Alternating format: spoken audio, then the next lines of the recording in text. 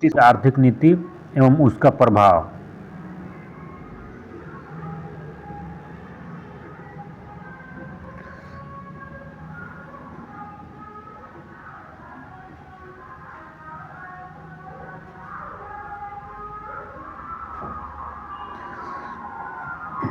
भारत में ब्रिटिश उपनिवेशवाद की शुरुआत जो है कब हुआ था, तो 1757 के पलासी युद्ध के बाद हुआ था। भारत में ब्रिटिश उपनिवेशवाद की शुरुआत कब हुआ था, तो 1757 के पलासी युद्ध के बाद हुआ था।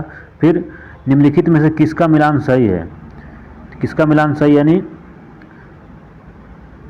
वाणिज्यिक पूंजीवाद चरण जो है, वाणिज्यिक पूंजीवाद चरण कब है? 1757 से लेकर 1803 सही है। इसके बाद औद्योगिक पूंजीवाद चरण जो है 1813 से लेकर 1858 ये भी सही है।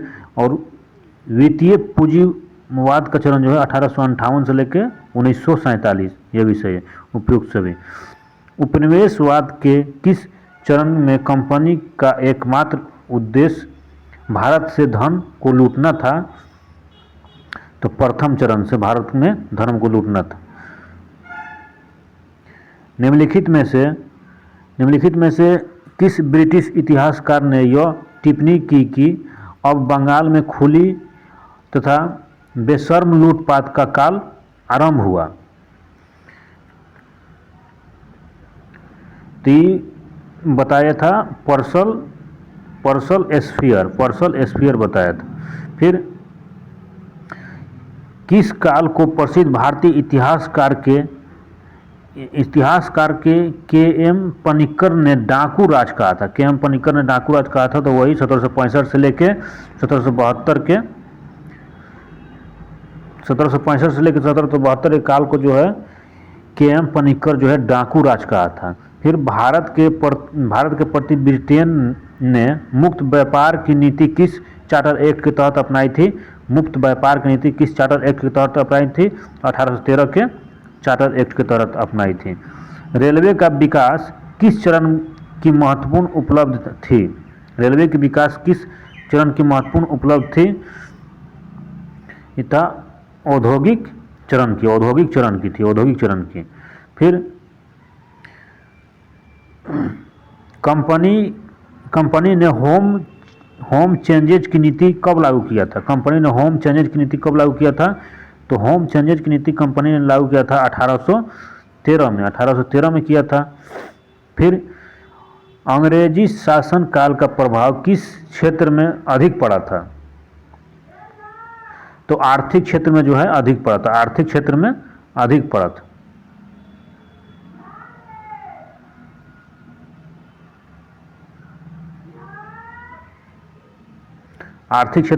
था। फिर विश्व के कपड़े के घरों को विदेशी कपड़ा से भर दिया था कौन? विश्व के कपड़ों के घरों को विदेशी कपड़ा से भर दिया था कार्ल मार्क्स। कौन भरा था? तो कार्ल मार्क्स भर दिया था। फिर निम्नलिखित में से कौन सा कथन गलत है? तो पहली रेलवे डिजाइन कलकत्ता में से रायगंज तक बिछाई गई थी। तो पहली रेलवे डिजाइन कलकत्ता से रायगंज बिछाई गई थी, ठीक है। इसके बाद भारत में रेलवे का विकास लॉर्ड हॉर्डिंग के काल में हुआ था, यही गलत है। भारत में रेलवे का विकास जो है लॉर्ड डलहौजी के शासनकाल में हुआ था। फिर भारत रेल जो है पहली रेल मुंबई स्थान के बीच चली थी, ठीक है। रेलवे का तीव्रतम विकास जो है कर्जन के शासनकाल में हुआ था, ये भी ठीक है। निम्न कथनों पर विचार कीजिए। 1903 में कर्जन ने थॉमस रॉबर्टसन के नेतृत्व में एक रेलवे बोर्ड की स्थापना की और एक बर्थ आयोग की रिपोर्ट के आधार पर 1925 में रेलवे को आम बजट से अलग कर दिया। तो उपयुक्त में से दोनों सही है।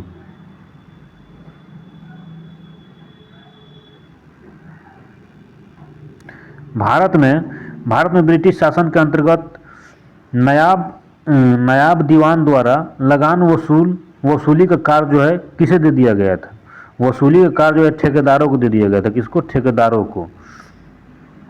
1772 में बंगाल में द्वैत शासन का अंत का प्रमुख कारण क्या था? तो बंगाल में द्वैत शासन का अंत का प्रमुख कारण था लगान व्यवस्था में यातायात असंगतियाँ। लगान व्यवस्था में यातायात असंगतियाँ।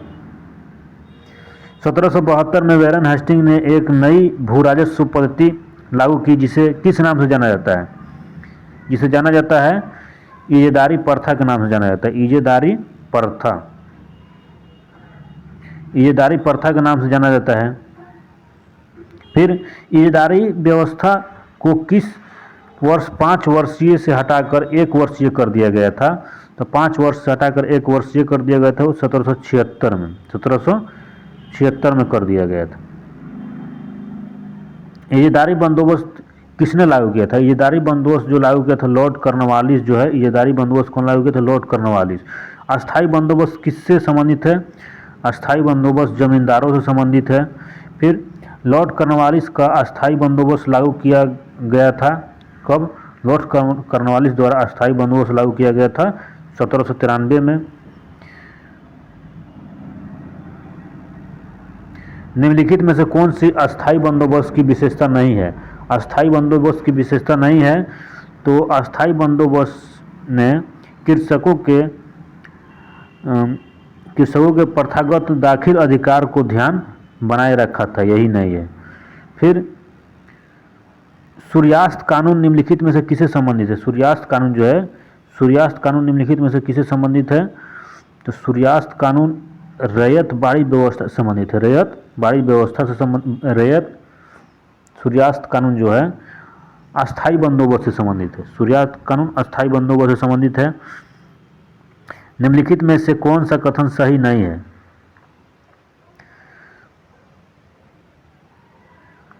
1857 के महाविद्रोह के जमींदारों ने अंग्रेजों के साथ दिया था, अंग्रेजों के साथ दिया था।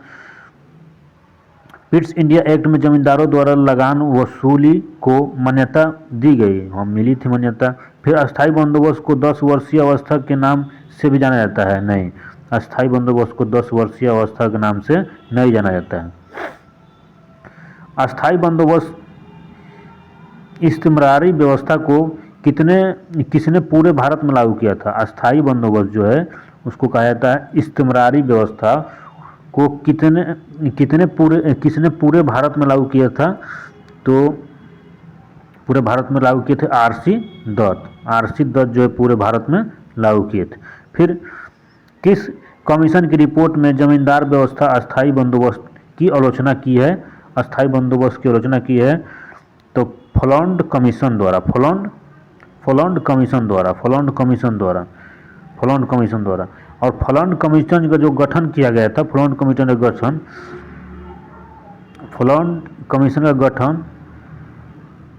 किया गया था 1945 में। 1945 में फ्लॉन्ड कमीशन का गठन किया गया था।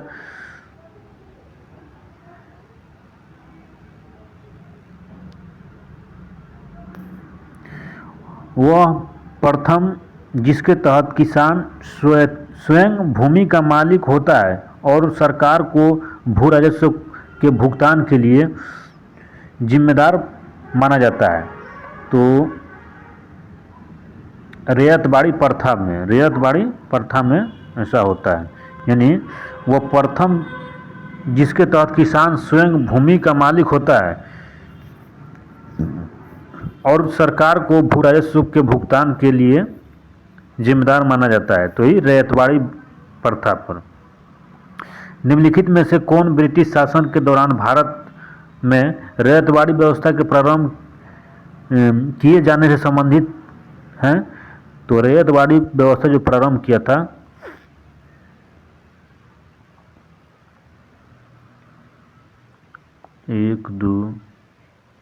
रैयतवाड़ी व्यवस्था 2 और 3, यानी रैयतवाड़ी व्यवस्था प्रारंभ किए थे अलेक्जेंडर रीड और थॉमस मुनरो। अलेक्जेंडर रीड और थॉमस मुनरो, यानी 2 और 3।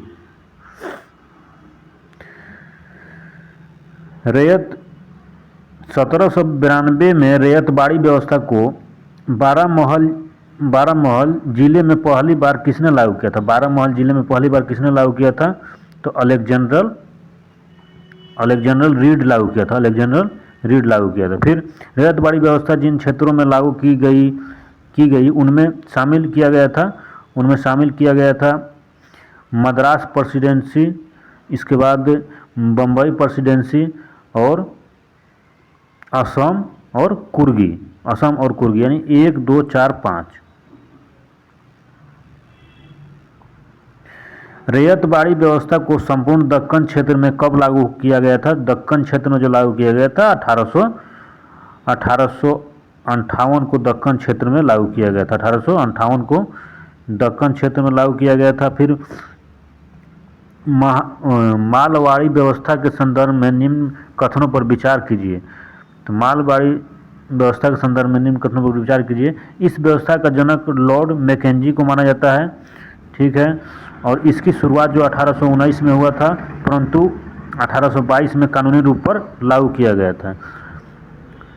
मार्टिन बर्ड तथा जेम्स टल्सन ने इस व्यवस्था को 1833 के बेहतर रूप प्रदान किया। विषय है यानी 1, 2, 3 सब। मालवाड़ी व्यवस्था जिन क्षेत्रों में लागू की गई थी उनमें जो है उनमें है गंगा घाटी, उत्तर प्रदेश आगरा और मध्य क्षेत्र के कुछ भाग भी है और पंजाब भी है, यानी 1, 2, 3, 4 सब है।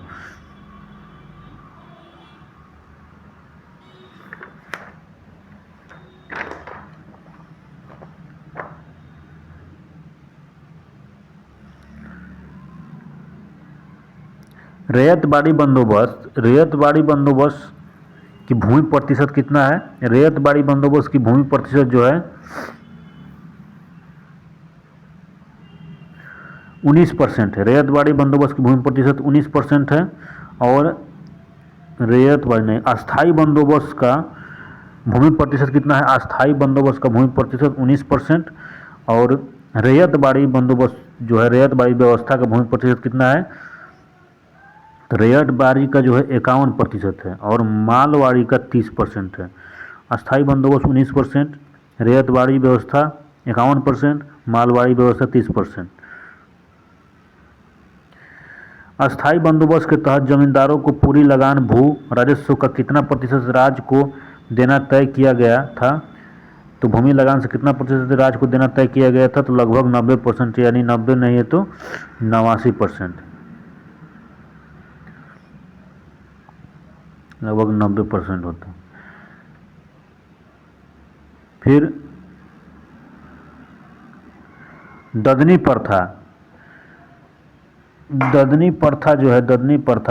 प्रथा संविदा कृषि से संबंधित है। ददनी प्रथा संविदा कृषि से संबंधित है। ददनी प्रथा जो है संविदा कृषि से संबंधित है। फिर तीन कठिया प्रथा बिहार से संबंधित है। कम्यूनिटी प्रथा बिहार और उड़ीसा से संबंधित है।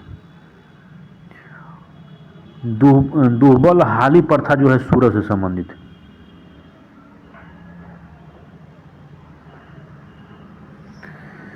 निम्नलिखित में धन निकासी सिद्धांत के संबंध में कौन सी कथन सही नहीं है? तो इस सिद्धांत को चीन के श्यामवाद से उधार लिया गया था, ये गलत है। बाकी सर्वप्रथम दादा भाई नौरोजी ने पेश किया था धन निकासी सिद्धांत, सही है, दादा भाई नौरोजी पेश किए थे। और the property and in British rule in India नामक पुस्तक का चर्चा इसी में हुआ था, ठीक है। कार्ल मार्क्स ने इसको ब्लीडिंग प्रोसेस की संज्ञा दी, ठीक है।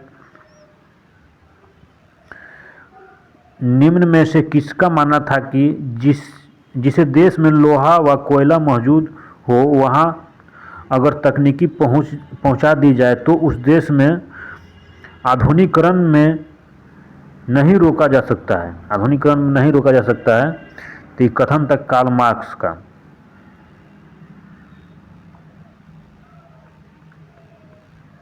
कथन था कार्ल मार्क्स का।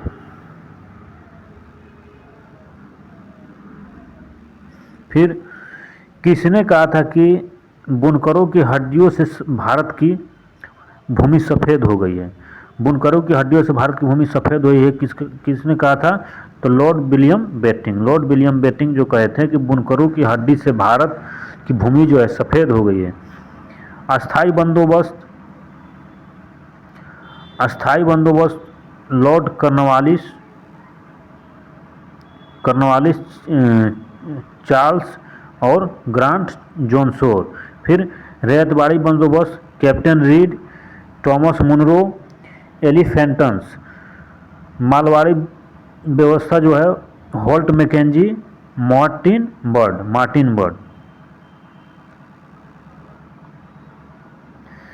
भारत में उपनिवेशी शासनकाल में होम चैलेंज भारत से संपत्ति दोहन का महत्वपूर्ण अंग थे। निम्नलिखित में से कौन सी निधियां होम पेज की संगठक थी?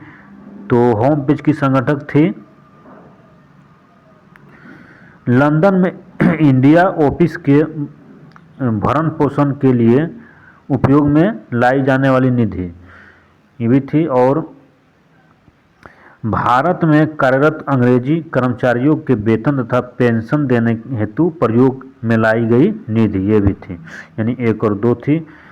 फिर शब्द इंपीरियल प्रेफरेंस का प्रयोग किया जाता है। शब्द इंपीरियल प्रेफरेंस का प्रयोग जो है भारत में ब्रिटिश आयातों पर दी गई विशेष रियासतों के लिए, यानी शब्द जो है इंपीरियल प्रेफरेंस का प्रयोग जो है भारत में ब्रिटिश आयातों पर दी गई विशेष रियासतों के लिए प्रयोग किया जाता है। फिर ब्रिटिश शासन के दौरान भारत में उद्योगों का कोई स्वतंत्र विकास नहीं हुआ। इसका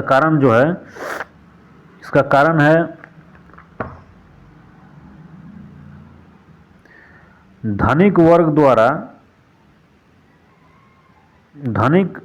वर्ग द्वारा भू संपत्ति में निवेश करने को तरजीह दिया जाना।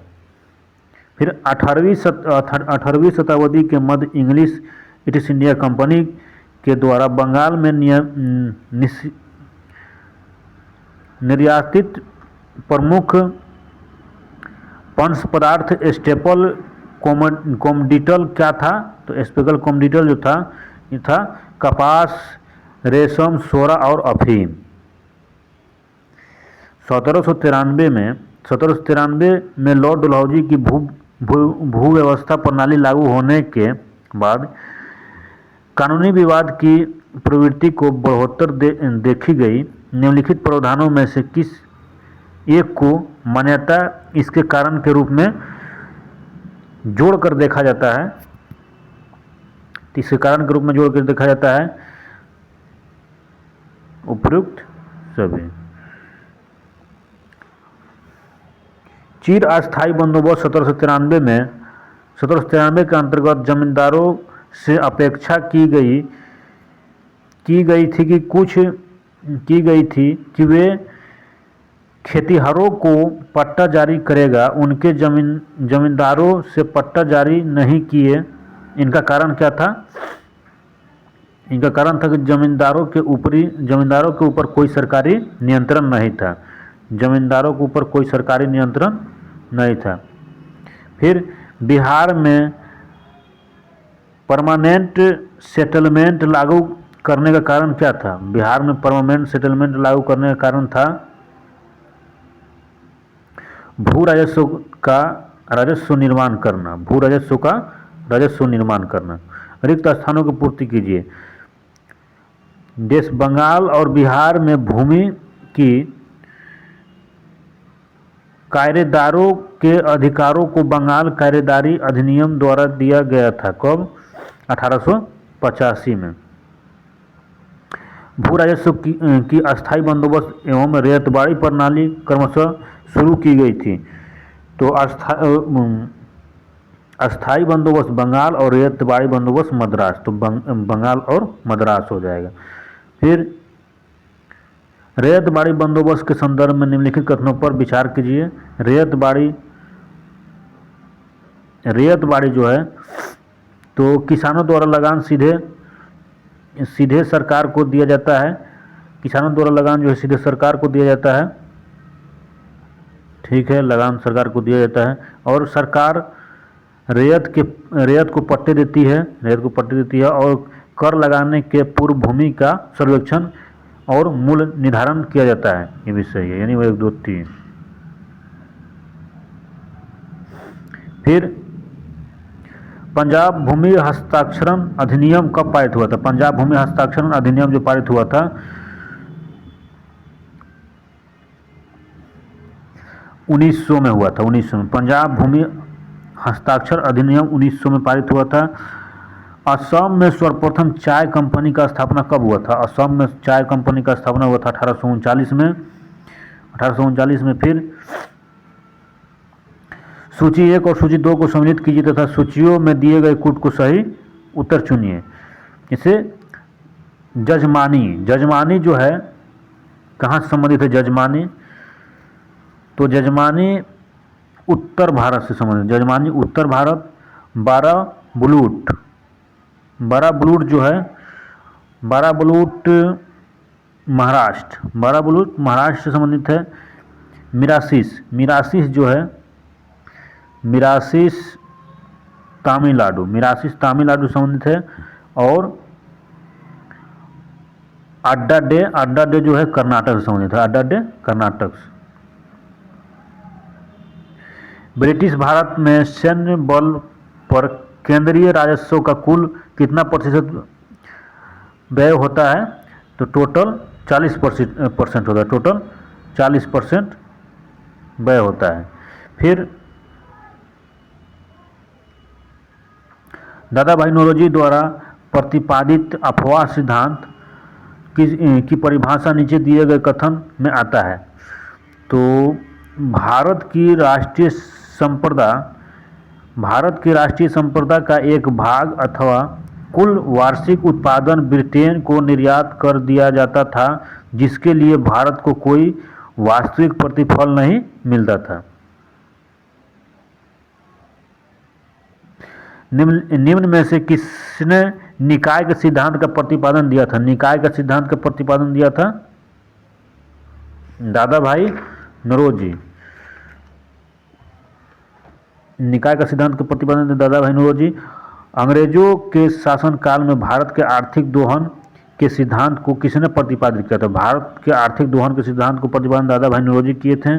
निम्नलिखित में से कौन भारत में उपनिवेशवाद का आर्थिक आलोचना किया था? उपनिवेशवाद का आर्थिक आलोचना किया था दादा भाई नौरोजी किए थे। सी सुब्रमण्यम अय्यर किया था। आर.सी. दत्त किए थे। 1, 2, 3। फिर निम्नलिखित में से कौन दादा भाई नौरोजी के उत्सारण सिद्धांत में विश्वास नहीं करता था? उत्सारण सिद्धांत में विश्वास नहीं करता था। तो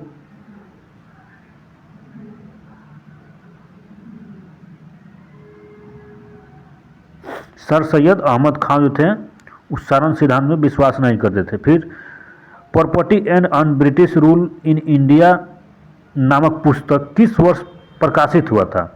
property and un British rule in India नामक पुस्तक जो है किस वर्ष प्रकाशित हुआ था?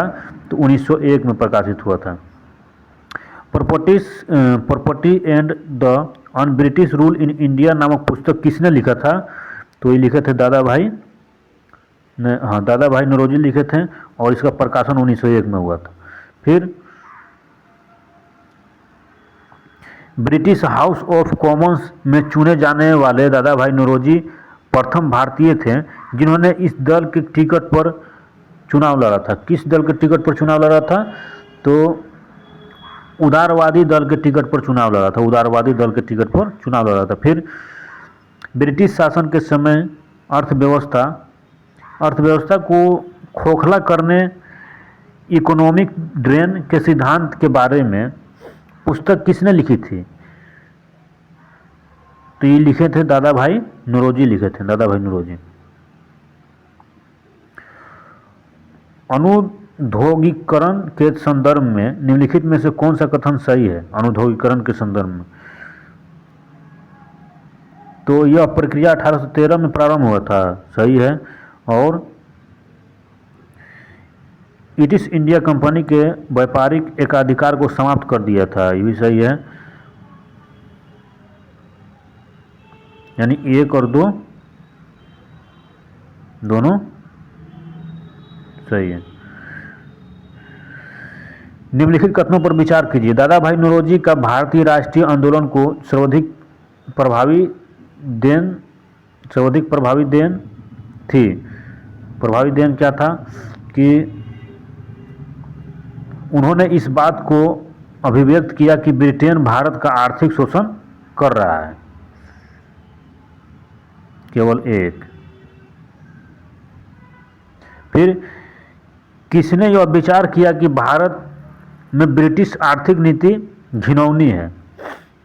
किसने यह विचार किया कि भारत में आर्थिक ब्रिटिश की नीति जो है घिनौनी है? तो कार्ल मार्क्स द्वारा बताया गया था, कार्ल मार्क्स। दक्षिण भारत में सिंचाई व्यवस्था का अग्रदूत किसे माना जाता है? दक्षिण भारत में सिंचाई व्यवस्था का अग्रदूत माना जाता है सर आर्थर कॉटन को, सर आर्थर कॉटन को माना जाता है। फिर भारतीय इतिहास के संदर्भ में निम्नलिखित युग्मों पर विचार कीजिए। औरंग जो था, औरंग राजकोष का प्रभारी, औरंग राजकोष का प्रभारी नहीं था। औरंग जो था फारसी भाषा का एक शब्द है। औरंग क्या है? फारसी भाषा का एक शब्द है।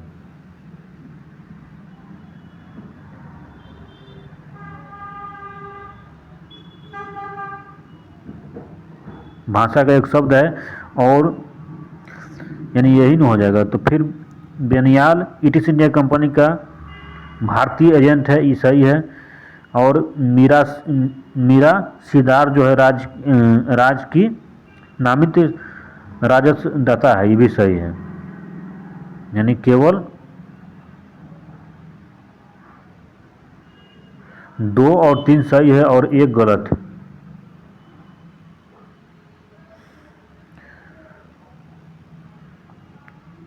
आर्थिक तौर पर 19वीं शताब्दी में भारत और अंग्रेज शासन के एक परिमाण था। क्या था एक परिमाण? कि भारत कृषि का वाणिज्यीकरण करे, भारत कृषि का जो है वाणिज्यीकरण करे। भारत में अंग्रेजों द्वारा रेलवे के विकास पर खुश होकर ऐसे ही जैसे दूसरे की पत्नी के अलंकार को देखकर खुश होना, यह उपरोक्त कथन में से किसने प्रस्तुत किया था? तो ये प्रस्तुत किए थे बाल गंगाधर तिलक जी प्रस्तुत किए थे। फिर किसने भारतीय रेल की प्रशंसा करते हुए कहा कि भारतीय रेल ने वह दिखाया जो अकबर और टीपू जैसे निरंकुश शासन ने ना कर पाए, वे भारत को एकत्रित ना कर सकें, ये कहा था।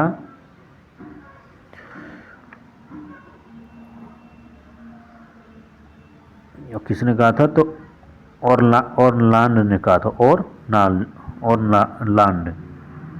फिर दुबला हाल प्रथा कहाँ प्रचलित हुआ था? दुबला हाल प्रथा जो है कहाँ प्रचलित हुआ था? दुबला हाल प्रथा सूरत में, दुबला हाल प्रथा सूरत में। ब्रिटिश शासन भारत से निकलने वाला खून का दरिया है, किसने कहा था? ब्रिटिश शासन भारत से निकलने वाला खून का दरिया है, यह कहा था दादा भाई नौरोजी कहे थे। फिर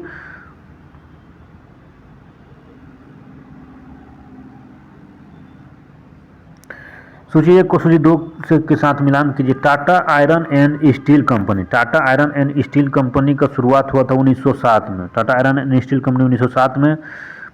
Bengal Iron and Steel Company. Bengal Iron and Steel Company जो शुरुआत हुआ था तो 1889 में।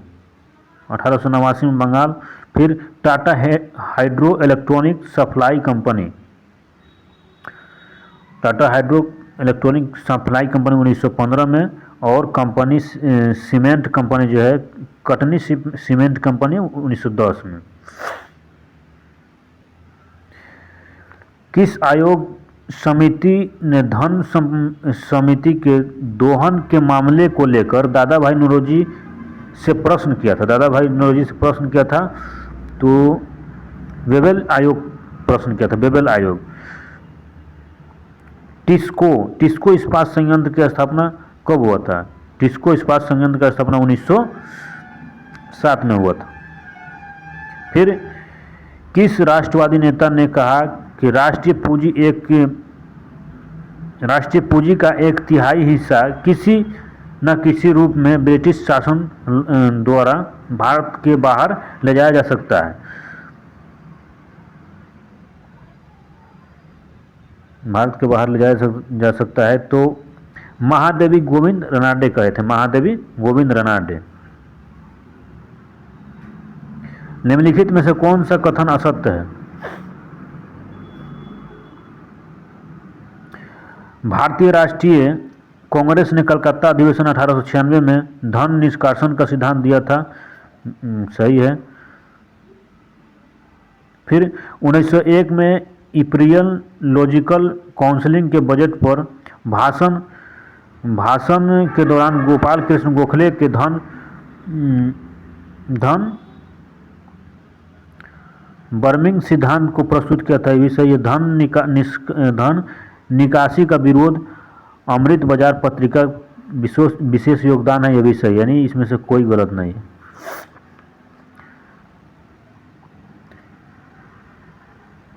इब्राहिम रहमतुल्लाह की अध्यक्षता में वित्तीय आयोग ने भारत में उद्योगों के संरक्षण की मांग जो है कब किया था? तो ये उद्योगों संरक्षण की मांग किया था 1921 में। 1921 में।